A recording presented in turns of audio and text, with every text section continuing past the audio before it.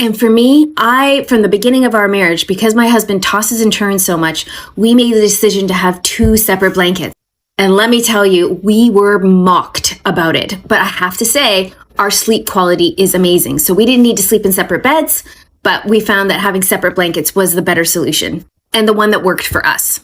So they're not suggesting that sleep divorce is better for everybody. That is not the case whatsoever. It's always individual to each couple. Where my husband sleeps, and I'll show you where I sleep.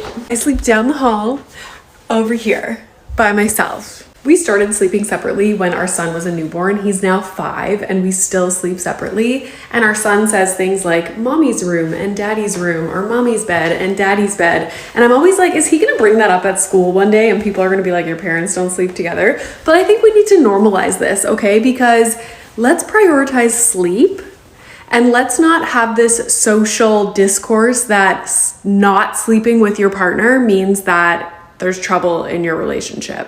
Okay? Sleeping physically side by side does not equal a happy, healthy relationship. It just doesn't. Good sleep, it does. Sleeping separately does not equal a happy relationship. Neither sleeping side by side equals a happy relationship. Sleep divorce. I don't like the idea of sleep divorce because who's going to cuddle me? The pillow talks. Like, how are we going to share our ideas? That's the only time we have the time for ourselves. Because during the daytime, my husband goes to work and comes back at night. I take care of my baby. And when he's asleep, so we have the time to talk, cuddle, or do other things, you get. So, now when we sleep apart, I won't even have the strength to walk to his room and knock in my own house. In my own home, I'll go and knock in my husband's room, knock, knock, and then he will say, come in, and then I go in. And then after stay with him, and I'll just walk out and go to my room without cuddling with him. I don't like the idea of this sleep divorce at all. I think my husband is going to really, really like this because he loves sleeping by himself. He usually, like most of the time, 80% of the time, sleeps in the sitting room. So because he doesn't want any disturbance or yelling from my baby. So he sleeps in the sitting room till my baby sleeps, falls asleep, then he comes back to the bed in our room. So I don't like the idea of sleep divorce. No, this is not good. Please do not normalize this. It is not okay with me. I don't want that. Please.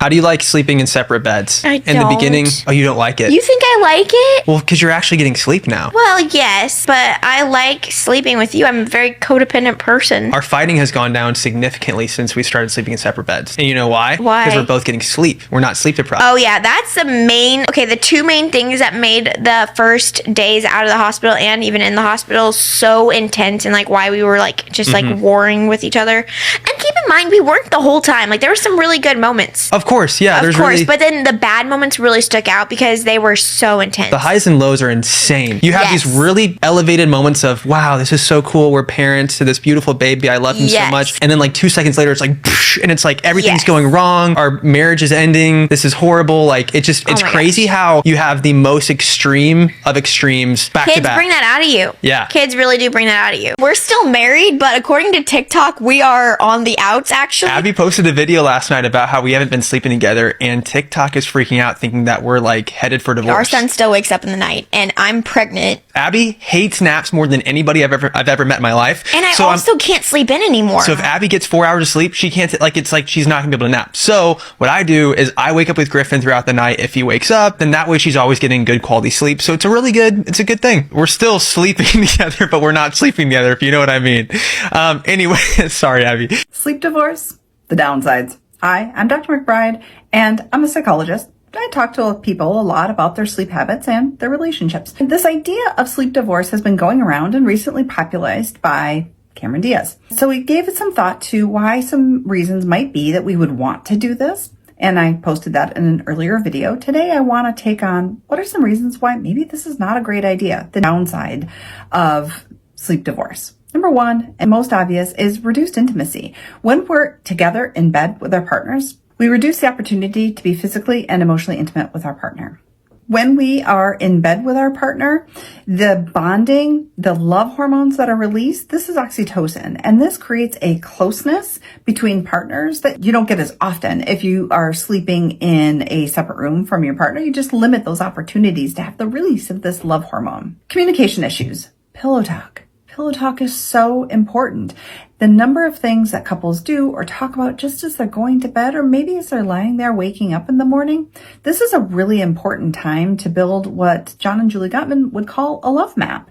They're just little bits of information that we might learn about the other person. Shared experiences. Sharing a bed allows you to share more experiences together, whether that be things that go bump in the night, lean on each other for support, or even just the ritual of waking up and going to bed at the same time. And of course, the bonding that happens with a shared sleep schedule, being on the same schedule, kind of aligning even your daily rhythms and patterns can be helpful just to even sort of minimize the sleep disruptions. Now, the perception of problems is also an important reason to maybe think about sleeping in the same bed. We have sort of been taught and trained that sleeping in different beds is a bit of a problem. And so if both partners aren't fully on board with separating their beds and their bedrooms, one might tend to perceive a problem bigger than what it actually is, which can then fester and become that bigger problem, sort of a self-fulfilling prophecy. When you do engage in sleep divorce, we are pushing up against some societal expectations, and maybe that's okay. But for right now, for the most part, society pushes this expectation that we do share a bedroom. And I think finally is the most practical, which is cost and space. I heard this thought from Cameron Diaz, where she said we have separate bedrooms on separate sides of the house. Boy, I'd have separate houses. That's just not feasible for most of us. Most of us are two-income households, and we have just enough bedrooms for the people that live in this house, let alone to have a spare for someone else to sleep in. And if we are sleep divorcing and we don't have a spare, that means someone's sleeping on the couch. It's just not a practical idea for most of us. Those are my thoughts.